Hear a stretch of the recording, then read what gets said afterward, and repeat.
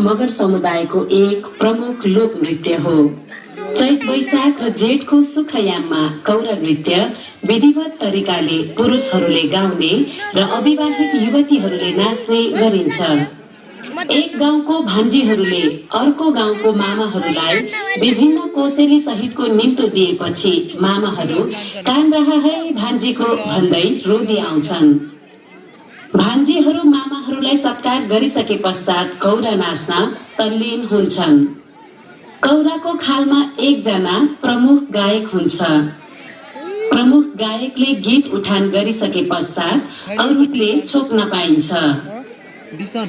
देवी देवताको शरण पर्ने खण्डदेखि विदाई खण्डसम्म कौरहा धेरै खण्डमा गाउने र नाच्ने गर्नुपर्छ।